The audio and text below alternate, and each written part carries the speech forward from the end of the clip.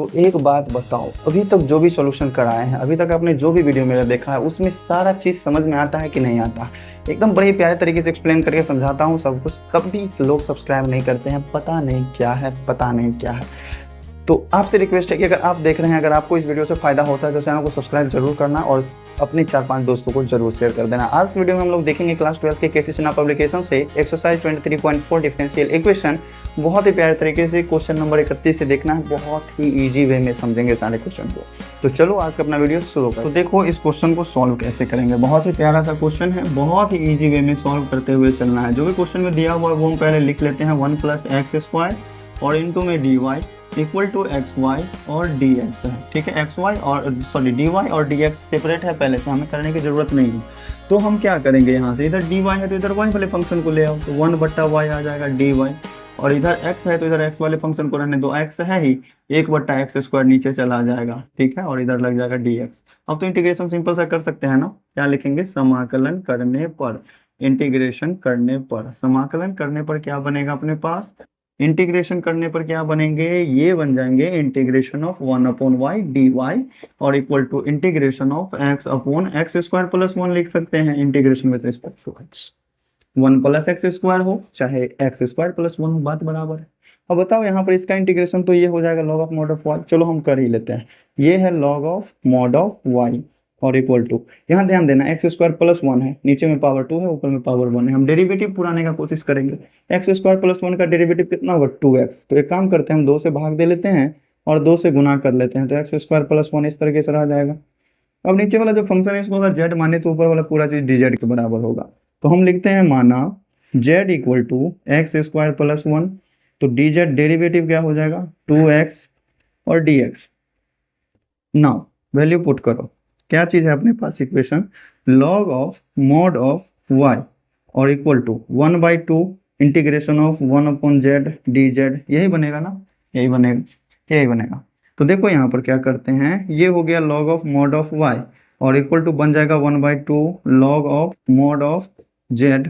ठीक है, एक काम करो, यहाँ पर आंसर देख लेता हूँ अपने हिसाब से, log ऑफ c सीधा लिया हुआ है, तो चलो प्लस में हम क्या करते हैं, log ऑफ c ले लेते हैं।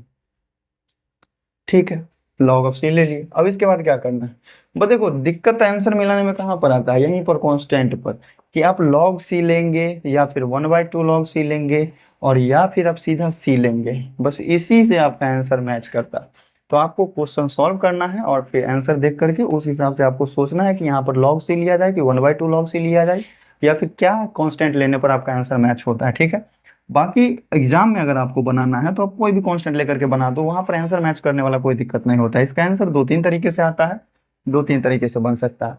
तो हम क्या करेंगे, यहाँ पर log of mod of y तो हमने लिखा, इस दोनों log को अगर आपस में जोड़ना है तो इसका जो गुना वाला है ये चीज को हटाना पड़ेगा, 1/2 आर्गुमेंट का क्या बन जाएगा, पावर। मतलब इस चीज को हम लिख सकते हैं log ऑफ √z, मतलब पावर अगर 1/2 बनेगा तो z का रूट लग जाएगा, और प्लस में क्या हो जाएंगे log ऑफ c। ठीक, दोनों लॉग को आप आपस में क्या कर सकते हैं, जोड़ सकते हैं। तो ये हो गया log of mod of y, और जब दो लोग आपस में जुड़ते हैं इसका मतलब आर्गुमेंट इसका गुना होगा, तो ये बन जाएगा log ऑफ c और √z। z का वैल्यू पुट कर लो ना, क्यों देर कर रहे हैं, रूट अंडर क्या हो जाएगा x²। तो यहाँ पर क्या करेंगे, log of mod of y और equal to log of c और रूट अंडर क्या बन जाएगा, x² + 1 चाहे 1 + x²। जब दो लोग आपस में बराबर हैं इसका मतलब है कि इसका आर्गुमेंट भी बराबर होगा, तो y का वैल्यू किसके बराबर हो जाएगा, c × √1 + x² के। यही रहा अपना प्यारा सा आंसर, वो का बहुत ही प्यारे तरीके से सॉल्व कर दिया मैंने।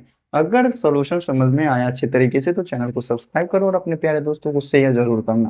वीडियो अच्छी लगी तो वीडियो को लाइक भी जरूर करना। बहुत ही सिंपल सा क्वेश्चन है, हमको उम्मीद नहीं है कि आप ये क्वेश्चन देखने के लिए आए होंगे, लेकिन बहुत ही प्यारे तरीके से बनेगा, ये देख लो।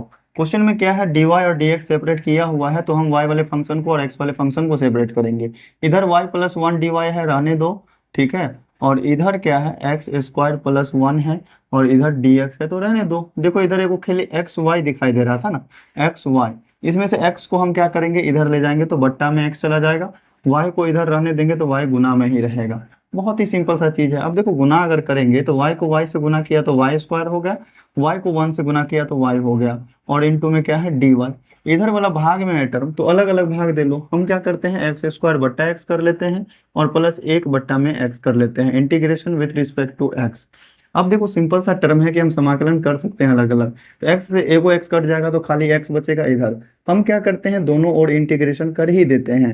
तो समाकलन करने पर क्या बनेंगे अपने पास, समाकलन करने पर बहुत ही प्यारा सा चीज बनेगा, बहुत ही इजी सा इंटीग्रेशन बनेगा इसका। देखो क्या बन जाएंगे, integration of y square plus y, और इस चीज का integral with respect to y, और इधर बन जाएंगे इंटीग्रेशन ऑफ एक्स, और प्लस में क्या बनेगा 1/x, और integration with respect to x.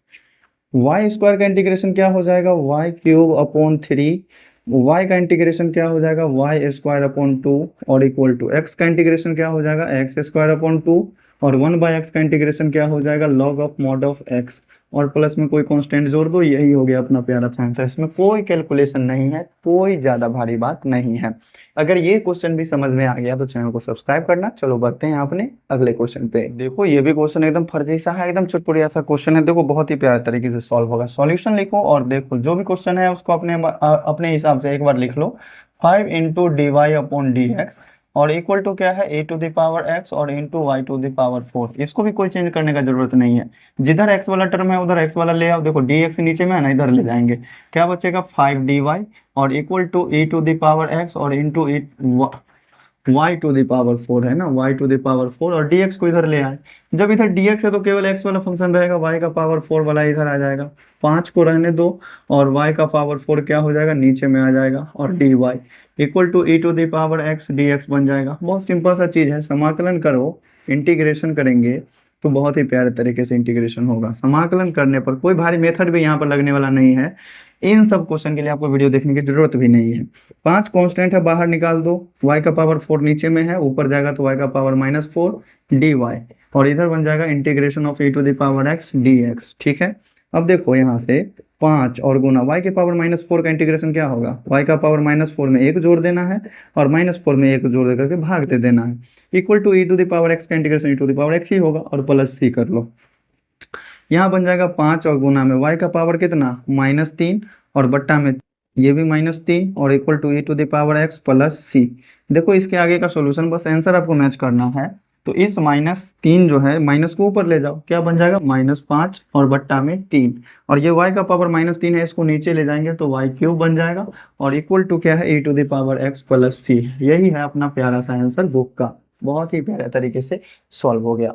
Screenshot लेकर के नोट करो, बढ़ते हैं इसके आगे। बहुत ही प्यारा सा चीज है, घबराना नहीं है, टेंशन नहीं लेना है, बहुत ही इजी सा क्वेश्चन है, बहुत ही प्यारे तरीके से आंसर मैच होगा। बस आप स्टेप बाय स्टेप सारे क्वेश्चन को देखते चलो। देखो यहाँ पर क्वेश्चन में हमने सॉल्व करने के लिए सबसे पहले ये बताया था कि जो dy वाला टर्म है उसको बाएं साइड में रखो, dx वाले टर्म को दाहिने साइड ले जाओ। तो जो dy वाला टर्म है भले ही माइनस में है, उसको हम बाएं साइड में रखेंगे, माइनस साइन y, और क्या हो गया dy, और इक्वल टू इस चीज को उधर ले जाएंगे तो ये भी माइनस में चला जाएगा, साइन क्यूब x और dx चला जाएगा ना। हाँ, दोनों ही माइनस को आप रहने दो यहाँ पर। ठीक है, देखो इंटीग्रेशन करो, समाकलन करने पर इंटीग्रेशन अगर करते हैं तो इसका तो इंटीग्रेशन सिंपल सा आ जाएगा साइन y का, समाकलन करने पर। अब यहाँ पर इंटीग्रेशन का एक नया मेथड अपनाना होगा आपको, जो कि इंटीग्रेशन में आपने बहुत सारा क्वेश्चन सॉल्व किया है। इंटीग्रेशन जैसे ही करते हैं तो माइनस कांस्टेंट को बाहर ले लेते हैं, साइन y का integration with respect to y, और इधर माइनस को रहने दो बाहर, और इंटीग्रेशन ऑफ किसका ले लो, साइन क्यूब x और dx ले लो। चलो माइनस को बाहर करेंगे, फिर बाद में अंदर करना ही होगा। साइन y का इंटीग्रेशन क्या होगा, माइनस कॉस y, तो माइनस है ही पहले से, और साइन y का इंटीग्रेशन हो गया माइनस कॉस y, और इक्वल टू। इस तरह के क्वेश्चन को सॉल्व करने के लिए क्या करेंगे, तो इसमें से हमको करना होगा साइन स्क्वायर x को अलग और साइन x को अलग।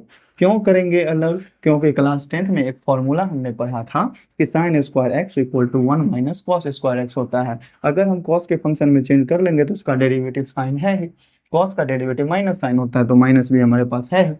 अगर नहीं रहता तो सोचा जाता।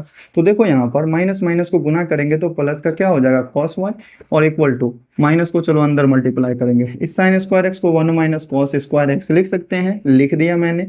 इस माइनस से इसमें गुना कर लेते हैं तो माइनस का क्या हो जाएगा साइन एक्स और dx होगा। ऐसा हमने क्यों किया, क्योंकि cos x का डेरिवेटिव माइनस साइन एक्स होता है। अब हम क्या करेंगे, माना जेड इक्वल टू क्या चीज़ को मान लेंगे, कॉस एक्स को मान लेंगे, और डेरिवेटिव इसका क्या हो जाएगा, d z equal to minus sine x D x, जो कि ओवरऑल चीज़ हमारे पास अवेलेबल है। करना कुछ नहीं है, ये होगा कॉस ऑफ वाई और equal to integration of one और माइनस इस चीज़ को हमने जेड माना था तो ये हो जाएगा जेड स्क्वायर, और ये पूरा का पूरा टर्म किसके बराबर है, डी जेड के बराबर। ठीक है, यहाँ से हो गया ये चीज़ कॉस वाई और इक्वल टू इंटीग्रेशन करो, वन का इंटीग्रेशन क्या होगा जेड, और माइनस जेड स्क्वायर का इंटीग्रेशन हो जाएगा जेड क्यूब बाई 3, और प्लस में कोई कांस्टेंट ले लो। अब बहुत ही प्यारे तरीके से जेड आपने जिसको माना था उसका वैल्यू पुट कर दो, तो क्या बन जाएगा ये चीज़ कॉस वाई और इक्वल टू जेड की जगह पर क्या रखना है, कॉस एक्स, तो आप कॉस एक्स रखो, माइनस में कॉस एक्स का क्यूब हो जाएगा, कॉस एक्स का क्यूब मतलब कॉस क्यूब एक्स, और बट्टा में 3 और प्लस सी। ये हो गया अपना प्यारा सा आंसर। बहुत ही इजी सा क्वेश्चन था, घबराएंगे क्यों, बहुत ही प्यारे तरीके से क्वेश्चन को सॉल्व करेंगे। तो चलो मेरे प्यारे भाई, अगर समझ में आ रहा है तो चैनल को सब्सक्राइब जरूर करना, दोस्तों को शेयर करना। तो देखो इस क्वेश्चन को दो तरीके से सॉल्व कर सकते हो, एक बहुत ही प्यारा सा तरीका, एक बहुत ही प्यारा सा तरीका, एक है प्यारा सा तरीका, एक है बहुत ही प्यारा सा तरीका।